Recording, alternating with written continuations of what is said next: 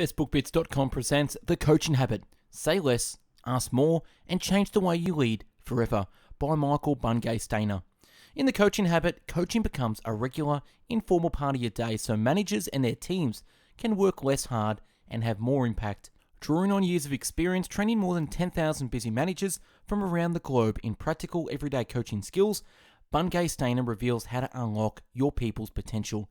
He unpacks 7 essential coaching questions to demonstrate how, by saying less and asking more, you can develop your coaching methods that produce great results. A fresh, innovative take on the traditional how-to manual, the book combines insider information with research based in neuroscience and behavioral economics, together with interactive training tools to turn practical advice into practical habits. Witty and conventional, The Coaching Habit takes your work and your workplace from good to great. The written and audio summary can be found on our website, bestbookbits.com. So without further ado, I bring the book summary of The Coaching Habit. You need a coaching habit. Coaching is a leadership style that has positive impact on performance, culture, and the bottom line, but is the least used. Coaching lets you break out of the 3 vicious cycles: creating overdependence, getting overwhelmed, and becoming disconnected. By creating overdependence, you disempower others, create frustration for yourself, and make yourself a bottleneck. Proliferating priorities makes you lose focus. The more you lose focus, the more overwhelmed you feel, and vice versa. Find work that has impact and meaning. Work without real purpose makes us less engaged and motivated. And then we don't find and create great work. How to build a habit.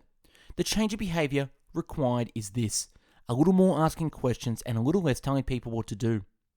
To build an effective habit, you need a reason, a trigger, a micro habit, effective practice, and a plan. Make a vow that's connected to serving others. This connects your payoff to the big picture. Identify the trigger of the behavior you want to replace. Without this, you cannot replace the action that follows it. Make your new habit short and specific, or possible in less than 60 seconds. This can be the first step to a bigger habit.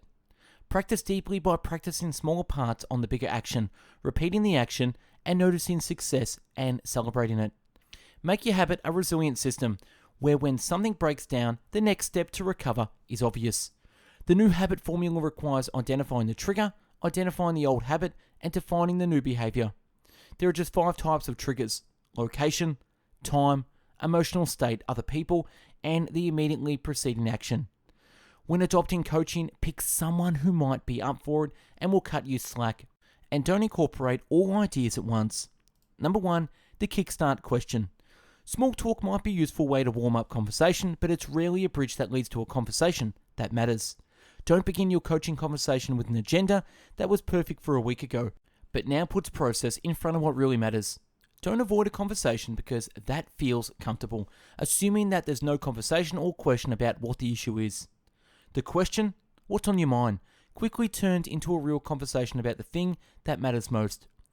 Coaching for performers focuses on specific problems. Coaching for development focuses on the person dealing with those problems. The 3P model focuses on a project, a person, or a pattern of behavior that is at the heart of a difficulty that the person is working through. Projects is where coaching for performance tends to occur. Start here and see whether the conversation would benefit from including another P. When you're talking about people, you're not talking about them, but your relationship and your role in that relationship.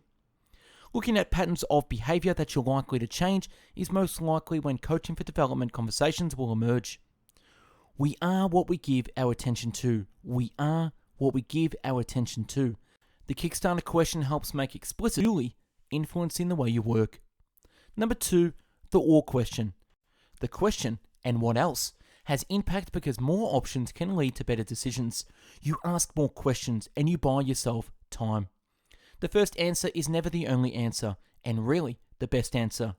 Better options lead to better decisions, which lead to better outcomes.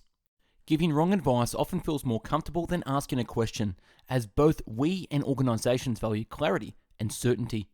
And when you're not entirely sure what's going on and you need a moment to figure things out, the or question buys you extra time.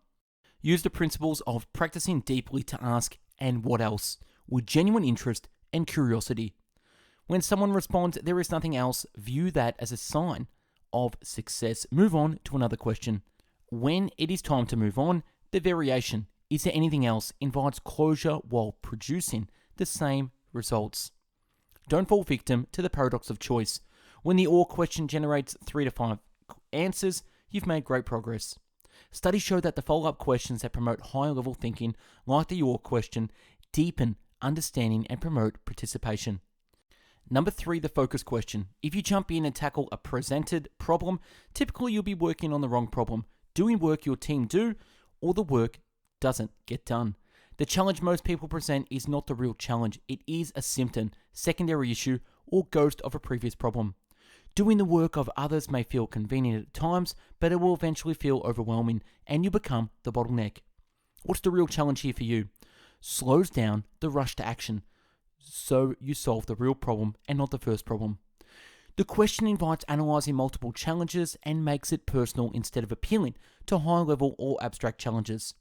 If asking what's on your mind reveals many problems, don't focus on or offer advice. Instead, follow up with the focus question. You can only coach the person in front of you. Don't tolerate gossip about someone else. Ask the challenge question to focus on the relationship. If listening to a high-level conversation about us and we instead of me and I, the focus question can bring focus to the person at hand. Adding for you at the end of many questions as possible can make conversations more development than performance-orientated. Remember that there is a place for your advice. However, one of your roles as a manager or leader is to have answers. Research shows that adding for you to a question helps people figure out the answer faster and more accurately. Number 4, the foundation question. There are many reasons why the question, what do you want, may not be asked or answered clearly, but the illusion of communication has taken place. The illusion that each party knows what the other one wants sets the stage for plenty of frustrating exchanges. Wants a surface request or tactical outcomes. Needs are affection, freedom, participation, creation, identity, protection, recreation, understanding, and substance. Understand and express what you want. When we each understand what the other wants, we're in the middle of an interesting and worthwhile conversation. If you're not sure about a situation, you read it as unsafe and you begin to back away, unable to engage your conscious brain. So that others engage rather than retreat from you, focus on TERA, so that you think about how to influence the environment that drives engagement. T is for tribe, where the brain evaluates whether someone else is on your side or is your opposition. E is for expectation, where the brain evaluates whether what's going to happen next is clear or ambiguous. R is for rank, where the brain evaluates whether someone else is more or less important than you and its effect on your status.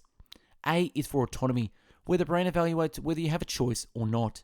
Your goal is to rev the overall TERA quotient, and by asking questions, you can do just that. The miracle question: if a miracle happens, how do you know things are better? Focuses on the end in mind, like the foundation question. And number 5, the lazy question. Offering help is not always helpful. You raise your status and lower the other person's, whether you mean it or not. The drama triangle says that we bounce around between 3 archetypal roles: victim, persecutor, and rescuer. As a victim, you attract rescuers and have no responsibility to fix anything, but you're powerless. You're a whiner. As a persecutor, you have a sense of power and control, but you end up being responsible for everything and you create victims. You're a bully.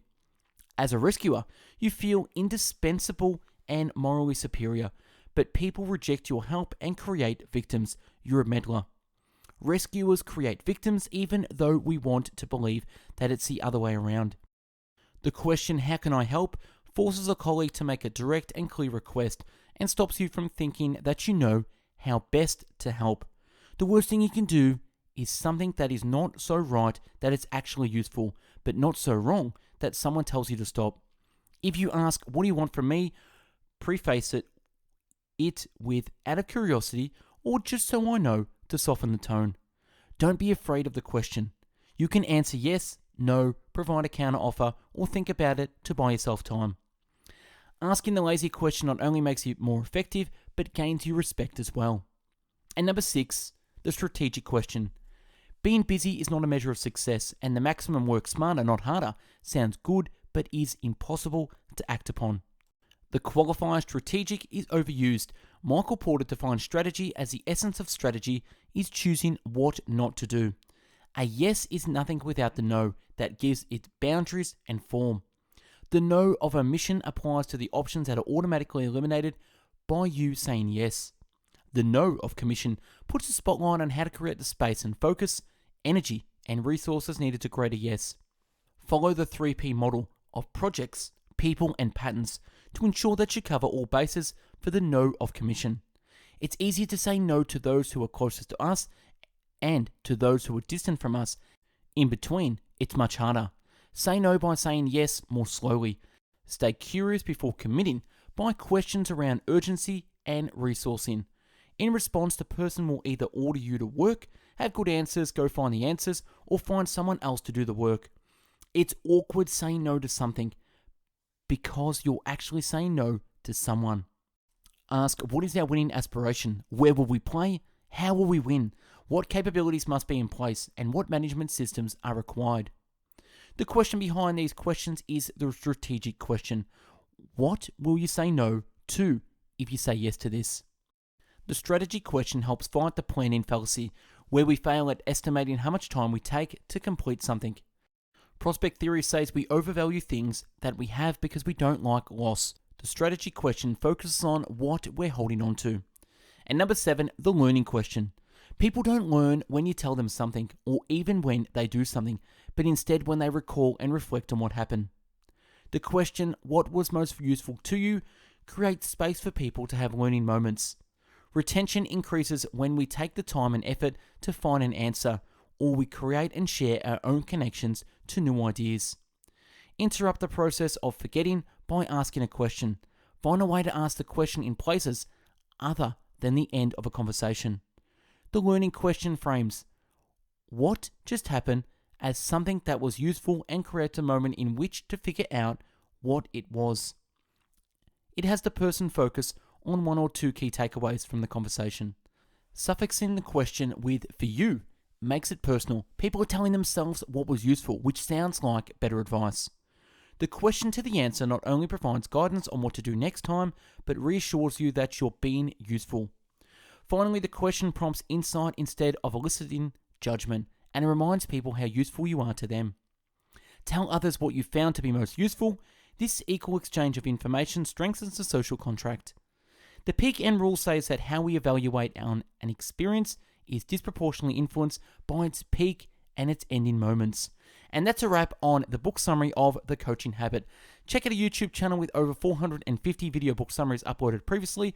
Comment on what you think. If you liked the video, smash that like button, subscribe to the channel, and check out our website, bestbookbits.com, where you'll find over 450 book summaries in PDF format to read offline in video categories such as biographies, business and marketing, habits, health, leadership, money, personal development, philosophy, psychology, real estate, relationships, sales, spirituality, success, and time management. If you're into the audio podcast, check out mixcloud.com/bestbookbits with over 450 audio book summaries to listen to at your pleasure. And last, check out our Instagram page, Best Book Bits, for daily motivational quotes and book summaries. Thanks for watching and listening. Have yourself an amazing day. Take care. Bye-bye.